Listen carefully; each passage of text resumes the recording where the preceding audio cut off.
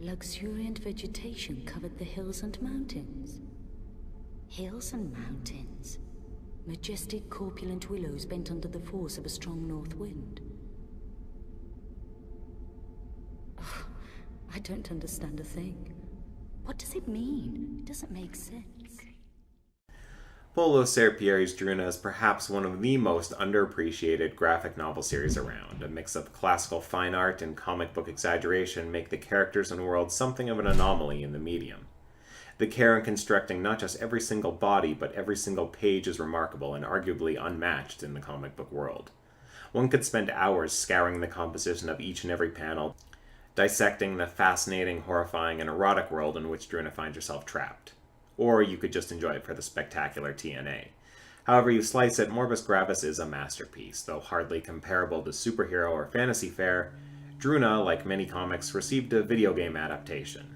Unlike Spider-Man or Batman, Morbus Gravis couldn't feasibly be turned into a side-scrolling beat-em-up or third-person action game.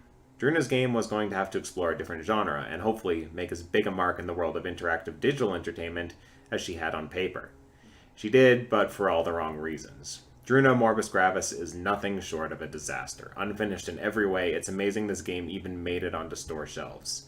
Those who look closely will see glimmers of inspiration, the framework for what could have been a great adventure, worthy of the source material. But make no mistake, Druuna Morbus Gravis for the PC is one of the worst games ever made.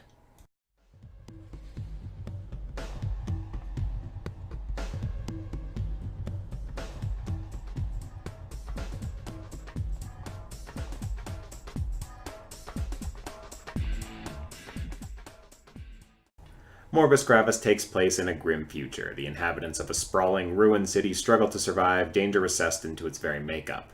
First and foremost, the most oppressing and deadly danger is that of fellow man. Gangs roam the seemingly infinite wasteland, stealing, raping, and pillaging as they please.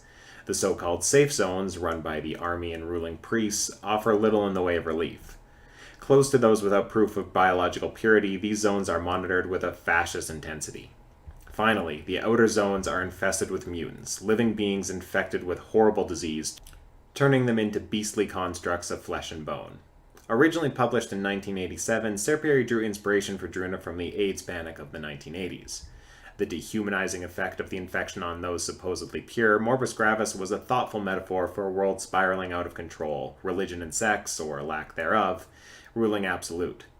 The game mirrors scenes from the book, though understandably parts had to be expanded and reworked for gameplay. Most of these rewrites, however, come off as thoughtless and cheap, doing little to elevate or explore the broader setting. It takes a few levels to fall apart, but even those first few scenes true to the comic hardly do it justice. It's possible the book's horrific sexual violence simply couldn't have made it into the game for rating reasons. Regardless of the reason, it's clear these decisions were made and written on the fly.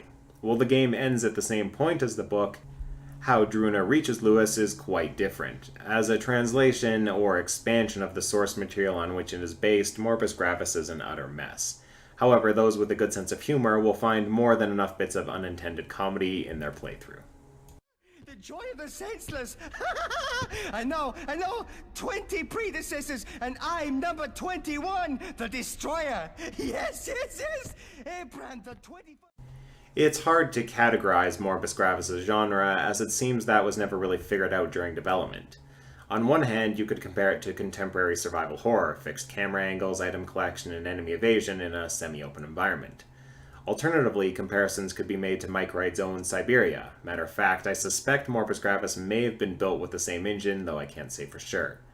Finally, due to the inclusion of QuickTime events, time-sensitive events, and even platforming, Morbus Gravis is strangely reminiscent of cinematic games like Another World and Flashback, with one route more or less being the only viable way to pass any given segment. It's fruitless to ponder categorization, as Morbus Gravis fails horribly at them all. The only fear it manages to induce is that of frustration, dying 20 minutes into a level with a seemingly random criteria for success or failure. The puzzles, though completable via trial and error at the very least, range from bizarre to demented in difficulty, eliciting feelings of frustrated relief more than accomplishment when passed. Finally, the QuickTime events are sporadic and unforgiving in their timing, the margin of successful direction presses varying widely between events. It's a very strong dose. I'm injecting it all over so it'll reach the nervous system quicker. It'll work, you'll see, Shastar. Had Morbus Gravis been a point-and-click adventure, some of these frustrations may not be as dire. However, Automatica opted for tank controls a la Resident Evil, with the addition of running and jumping for platforming purposes. These pit hops are perhaps the most unreliable, unpredictable parts of the game. The sensitivity of lining Druuna up must be exactly right, each and every jump a stroke-inducing test of patience. Unlike other games with fixed cameras and tank controls, where players may continue to walk or run even if hitting a wall or obstacle until they break free, Druuna will not move, let alone run, unless she has perfect line of movement free of any object. Readjusting her to these jumps or sprints via what has been referred to as her duck waddle is almost comically irritating.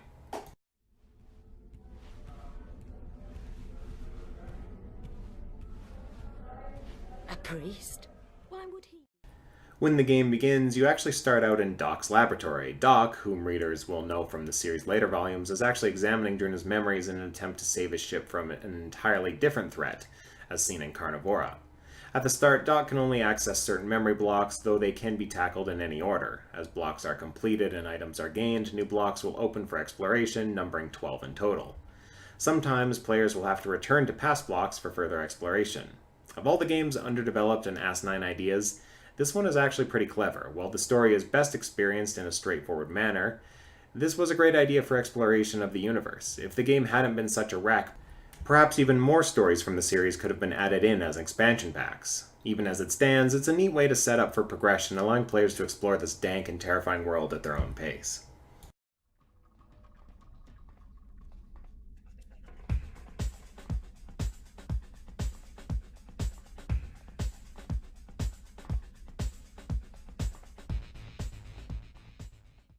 Apparently, Serperi oversaw the development of Druuna's 3D model, though it's unclear how and to what degree he was involved.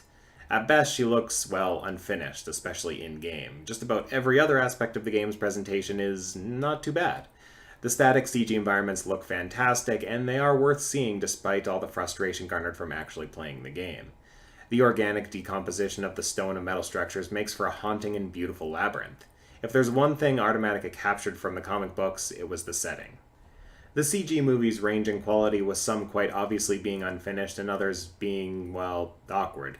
The transition to and from these movies and gameplay is seamless, with no load times or slowdown to speak of. There is one particularly humorous point in Memory Block 10 where the audio starts over just as the cinematic ends, but they otherwise work as intended. The voice acting is just above House of the Dead level, though the script the actors had to work with could also be to blame. The music, as 90s as it is, really steals the show here. A mix of upbeat techno and cool trance, it sets the tone well and is one of the game's more pleasant aspects.